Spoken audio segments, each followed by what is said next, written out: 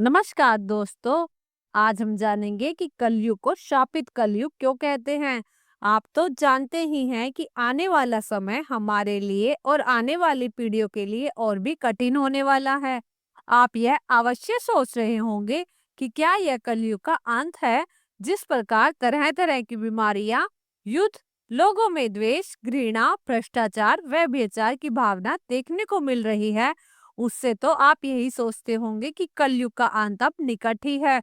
कलयुग के अंत के विषय में हमारे प्राचीन पुराणों में पहले ही भविष्यवाणी की गई है कि कलयुग का प्रभाव कैसा होगा, कलयुग में मनुष्य का व्यवहार कैसा होगा, कलयुग की स्त्रियां कैसी होंगी, मनुष्य का आकार, उसकी आयु कितनी होगी, कलयुग में पाप और पुण्य की परिभाषा क्या होगी, मुक्ति पाने का कौन सा मार्ग होगा तथा कलयुग का अंत कैसा होगा। इन सब के विषय के बारे में हमारे प्राचीन पुराणों में भविष्यवाणी की गई है। यही नहीं, भगवान श्री कृष्ण ने कलयुग की भयानकता का वर्णन गरुड़ जी के सामने किया है, जिसके बारे में हमारे प्राचीन गरुड़ पुराण में बताया गया है। तो आइए जानते हैं कि श्री कृष्ण ने कलयुग के बारे में क्या बताया। तब तक के लिए अगर आपने हमारे चैनल मेरे कान्हा को सब्सक्राइब नहीं किया तो सब्सक्राइब करें। विलंब ना करते हुए आरंभ करते हैं। कलयुग का अंत धर्म की विफलता, अनुशासन की कमी, मनुष्य में बढ़ती दुर्भावना, धन की लालसा, अत्यधिक काम वासना का प्रभाव, भ्रष्टाचार से बढ़ता हुआ व्यापार, गुरुजनों तथा पूज्य लोगों की निंदा, स्त्रियों में व्यभिचार, लोगों में आध्यात्मिकता की कमी आदि प्रकार के लक्षणों से कलयुग की पहचान होती है। भगवान श्री कृष्ण ने कहा था कि कलयुग में मनुष्य का मन अत्यधिक कठोर हो जाएगा। मनुष्य अशांत, चंचल, धर्म से विमुख होकर अधर्म के पथ पर चलने वाले होंगे। उन्हें शास्त्रों का ज्ञान नहीं होगा। जिनके मुख से जो भी निकलेगा उसे ही शास्त्र समझा जाएगा। कलयुग के अंत में धर्म और आसुरी शक्तियों का विनाश होगा और पुनः नए युग का आरंभ होगा, अर्थात फिर से सतयुग का आरंभ होगा और सृष्टि का यह चक्र चलता रहेगा। चारों युगों में कलयुग अंतिम युग होता है। सबसे पहले सतयुग, उसके बाद त्रेता युग, फिर द्वापर युग और अंत में कलयुग आता है। महाभारत के युद्ध के पश्चात कलयुग का आगमन पृथ्वी पर हुआ था। यह युग धार्मिक और आध्यात्मिक स्थिति में सबसे कम प्रगति करने वाला माना जाता है। मान्यताओं के अनुसार आज से कई हजार वर्ष पहले महाभारत का युद्ध हुआ और कलयुग का आरंभ इस युद्ध के 35 वर्ष के पश्चात हुआ था, अर्थात भगवान श्री कृष्ण के अपने धाम के जाने के बाद कलयुग का आरंभ हुआ। श्री कृष्ण कहते हैं कि कलयुग में लोग अपने स्वार्थ को ही सर्वोपरि मानेंगे।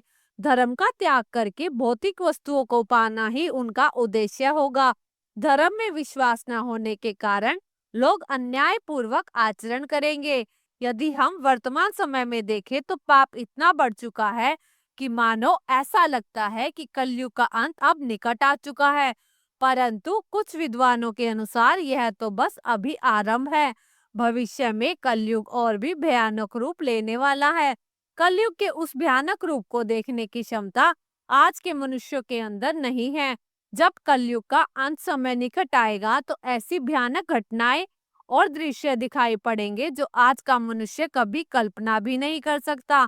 मनुष्य का रूप इतना विकृत और भयानक हो जाएगा कि वह मनुष्य कम और पिशाच अधिक दिखाई देगा। गरुड़ पुराण में कलयुग के अंत के विषय में बहुत सी बातें कही गई हैं।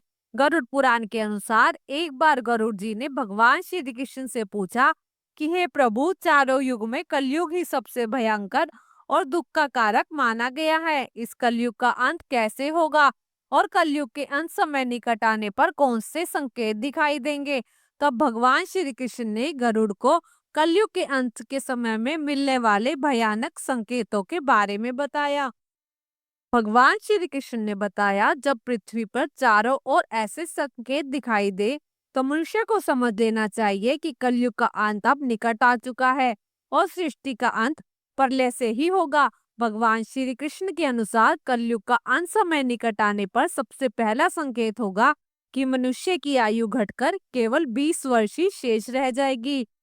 12 वर्ष की आयु में ही मनुष्य के बाल सफेद हो जाएंगे। उनका शरीर अत्यंत कमजोर और सफेद रंग का होगा।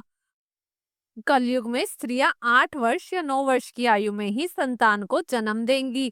कलयुग की औरतें बहुत ही क्षीण और छोटे शरीर वाली, परंतु अधिक भोजन करने वाली होंगी। कलयुग की स्त्री कम संतान उत्पन्न करने वाली और अत्यंत क्रोधी स्वभाव की होगी। वह अपनी संतान को दूध भी नहीं पिलाएगी और ना ही उसका पालन पोषण करेगी। दूसरा संकेत, भगवान श्री कृष्ण कहते हैं कि कलयुग का अंत समय निकट आने पर संसार में पतिव्रता स्त्रियां दिखाई नहीं पड़ेंगी। एक ही स्त्री कई पुरुषों से विवाह करेगी। लोग पूजा पाठ, श्राद्ध, अंतिम संस्कार, मुंडन और विवाह आदि प्रकार के कार्य नहीं करेंगे। जल के अभाव के कारण लोग स्नान नहीं करेंगे और अशुद्ध ही रहेंगे। कलयुग के अंत में लोग केवल मांसाहार का ही सेवन करेंगे और कोई भी सात्विक आहार नहीं करेगा। कलयुग में लोगों के वस्त्र तने हुए और चमकीले होंगे। तीसरा संकेत, श्री कृष्ण के अनुसार जब कलयुग का अंत समय निकट आएगा तो वृक्षों में फल आने बंद हो जाएंगे। सभी वृक्ष फल रहित हो जाएंगे। सृष्टि में हर और केवल शमी के वृक्ष ही होंगे। कलयुग का भोजन तामसिक और रोग उत्पन्न करने वाला होगा। इसी कारण से लोग जल्दी बूढ़े होकर मर जाएंगे। कलयुगी मनुष्य गाय की पूजा करना बंद कर देंगे। सभी गाय का मांस खाएंगे और गायों को केवल दूध और मांस के लिए ही पाला जाएगा। चौथा संकेत, श्री कृष्ण ने बताया कि कलयुग का अंत समय नजदीक आने पर अल्प वृष्टि होगी, अर्थात बहुत कम बारिश होगी। खेतों में अनाज नहीं होगा। गेहूं के पौधे का आकार बहुत ही छोटा होगा और फलों में भी रस उत्पन्न नहीं होगा। मनुष्य भूखे और प्यास के कारण मरने लगेंगे। मनुष्यों को केवल बकरियों का ही दूध प्राप्त होगा। जब कलयुग का अंत होने वाला होगा तब भगवान विष्णु सूर्य की किरणों में विराजमान होकर पृथ्वी का संपूर्ण जल सोख लेते हैं। आकाश में चारों तरफ 7 सूर्य दिखाई देंगे। इन सभी सूर्यों के प्रभाव से संपूर्ण सृष्टि जलकर खाक हो जाएगी। तत्पश्चात रुद्र रूप धारण करके भगवान विष्णु संपूर्ण संसार को जला करके अपने श्वासों से मेघों को उत्पन्न करेंगे।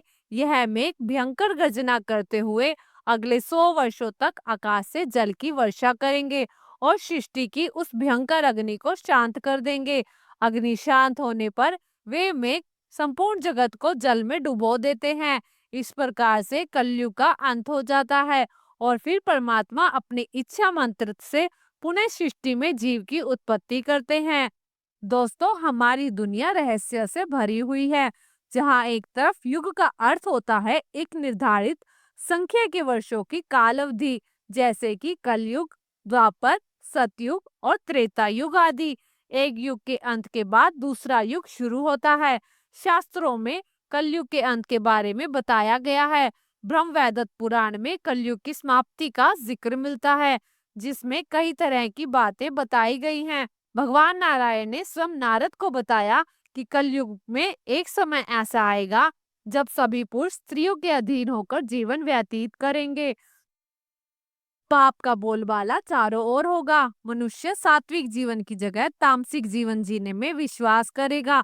कलयुग के 5000 साल बाद गंगा नदी सूख जाएगी और पुनः बैकुंठ धाम लौट जाएगी। यही नहीं, जब कलयुग के 10,000 वर्ष हो जाएंगे तब सभी देवी देवता पृथ्वी छोड़कर अपने धाम को लौट जाएंगे। इंसान पूजा, कर्म, व्रत, उपवास सभी धार्मिक कार्य करना बंद कर देंगे।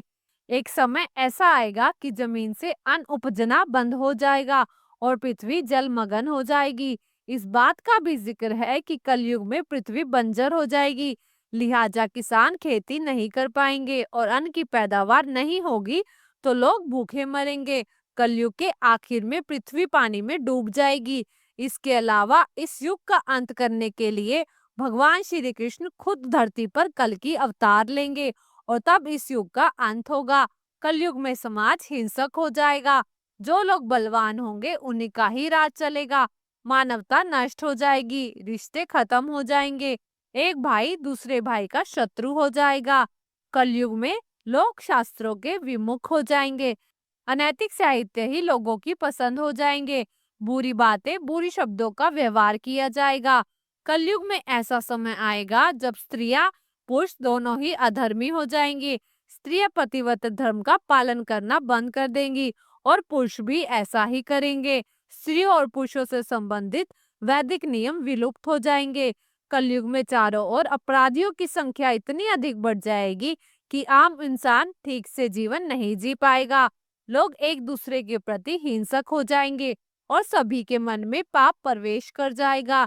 कलयुग के अंतिम काल में भगवान विष्णु का कल्कि अवतार होगा। यह अवतार विष्णु यशा नामक ब्राह्मण के घर जन्म लेगा। भगवान कल्कि सभी अधर्मियों का नाश करेंगे। भगवान कल्कि केवल 3 दिनों में पृथ्वी से समस्त अधर्मियों का नाश कर देंगे और बहुत सालों तक विश्व पर शासन करके धर्म की स्थापना करेंगे।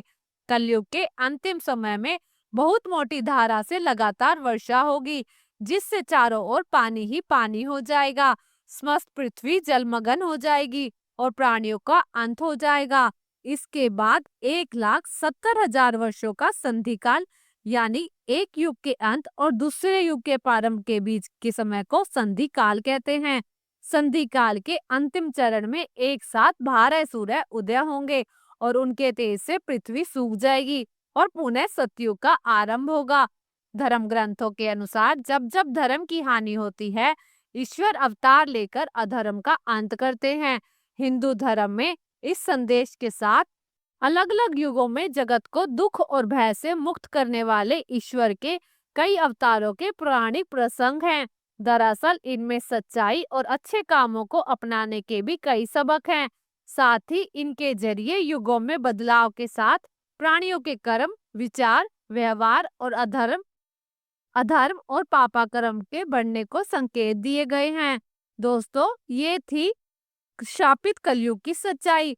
हम आशा करते हैं कि आपको हमारी यह प्रस्तुति अच्छी लगी होगी। अगर आपको अच्छी लगी तो वीडियो को लाइक करें और कमेंट करें और चैनल को सब्सक्राइब अवश्य करें। मिलते हैं एक और ज्ञानवर्धक वीडियो के साथ। तब तक के लिए जय श्री कृष्णा। धन्यवाद।